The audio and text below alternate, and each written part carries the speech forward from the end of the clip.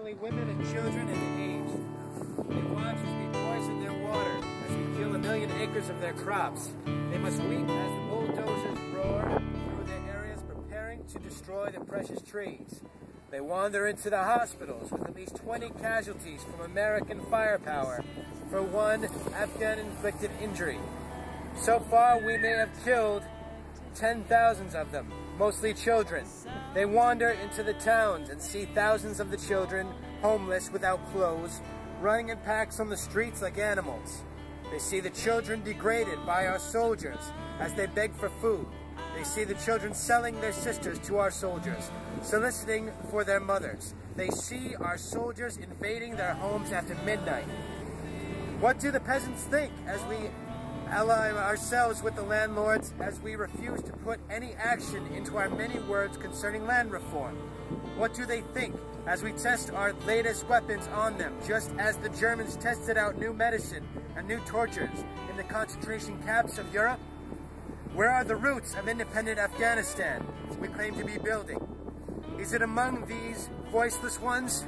Here is the true meaning and value of compassion and nonviolence. When it helps us to see the enemy's point of view, to hear his questions, to know his assessments of ourselves. For from his view we may indeed see the basic weaknesses of our own condition. And if we are mature, we may learn and grow and profit from the wisdom of the brothers who are called the opposition. At this point, I should make it clear that while I have tried in these last few minutes to give a voice to the voiceless in Afghanistan and to understand the argument of the enemy, I'm as deeply concerned about our own troops there as anything else. For it occurs to me that what we are submitting them to in Afghanistan is not simply the brutalizing process that goes on in any war where armies face each other and seek to destroy. We are adding cynicism to the process of death, for they must know after a short period there that none of the things we claim to be fighting for are really involved. I speak as a child of God and brother to the suffering poor of Afghanistan. I speak for those whose land is being laid waste, whose homes are being destroyed, whose culture is being subverted. I speak for the poor of America who are paying the double price, smashed hopes at home, and dealt death and corruption in Afghanistan. I speak as a citizen of the world, for the world as it stands aghast at the path we have taken. I speak as one who loves America, to the leaders of our own nation. The great initiative in this war is ours.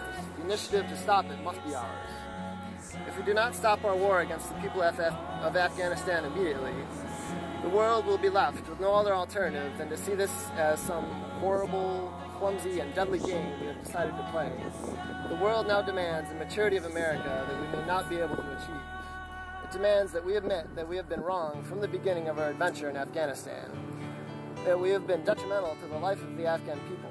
The situation is one in which we must be ready to turn sharply from our present ways. In order to atone for our sins and errors we should take the initiative in bringing a halt to this present. Part of our ongoing commitment might well express itself in an offer to grant asylum to any Afghan who fears for his life under a new regime, which included the Taliban and Al-Qaeda. That we must make what reparations we can for the damage we have done. We must provide the medical aid that is badly needed, making it available in this country if necessary. Meanwhile, we in churches and synagogues have a continuing task while we urge our government to disengage itself from a disgraceful commitment.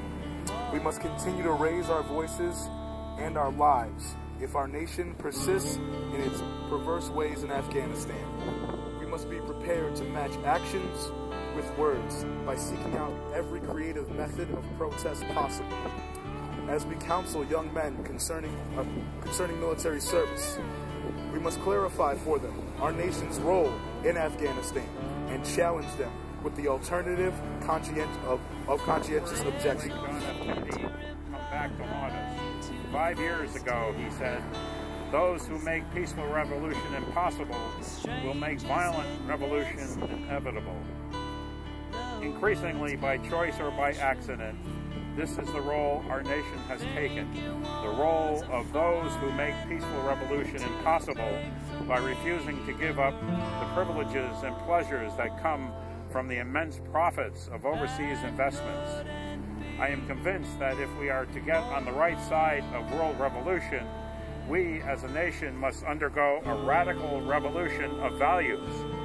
We must rapidly begin the shift from a thing-oriented society to a person-oriented society. True compassion is more than flinging a coin at a beggar, to a beggar. It comes to see that an edifice which produces beggars needs restructuring. A true revolution of values will soon look uneasily on the glaring contest of poverty and wealth. With righteous indignation, it will look across the seas and see individual capitalists of the West investing huge sums of money in Asia, Africa, and South America, only to take profits out with no concern for social betterment of the countries when they say this is not just. It will look at our alliance with the landed gentry of South America and say, this is not just.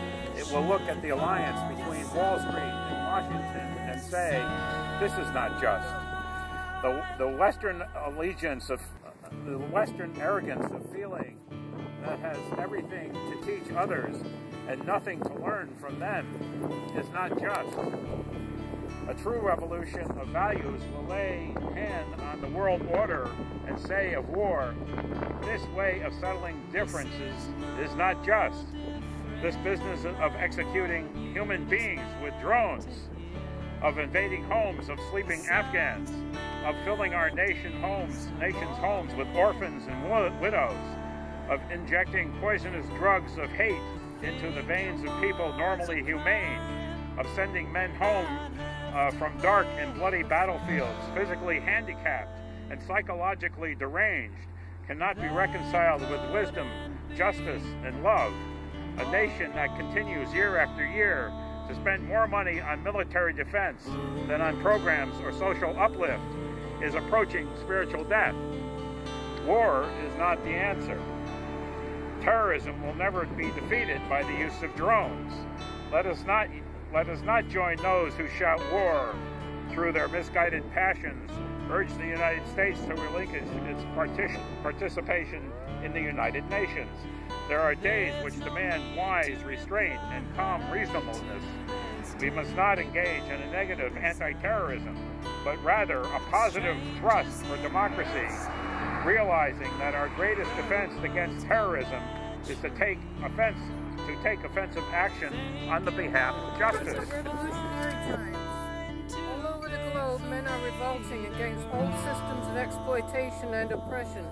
And out of the wounds of a frail world, new systems of justice and equality are being born. The shirtless and barefoot people of the land are rising up as never before. The people who sat in darkness have seen a great light.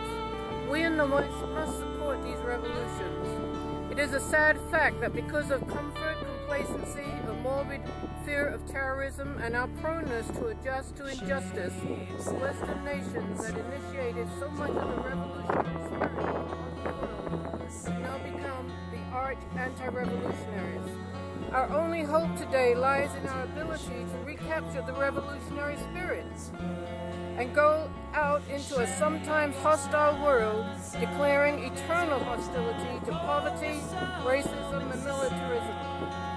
With this powerful commitment, we shall boldly challenge the status quo and unjust mores, and therefore speed the day when every valley shall be exalted, and every mountain and hill shall be made low. The crooked shall be made straight, and the rough places plain. A genuine revolution of values means, in the final analysis, that our loyalties must become ecumenical rather than sectional. Every nation must now develop an overriding loyalty to mankind as a whole in order to preserve the best in their individual societies. When I speak of love, I am not speaking of some sentimental and weak response. I'm not speaking of that force which is just emotional bosh. I'm speaking of that force which all of the great religions have seen as the supreme unifying principle of life. Love is somehow the key that unlocks the door, which leads to ultimate reality. This Hindu, Muslim, about ultimate reality. This beautifully summed up in the first epistle of St. John. Let us love one another, for love is God. And everyone that loveth is born of God and knoweth God. He that loveth not knoweth not God, for God is love. If we love one another, God dwells in us, and his love is perfected in us. Let us hope that the Spirit will become the order of the day. We can no longer afford to worship the God of hate or bow before the altar of retaliation.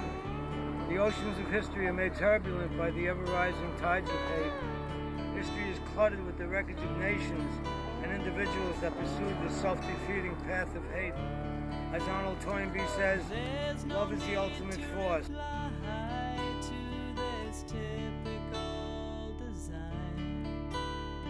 Strangers in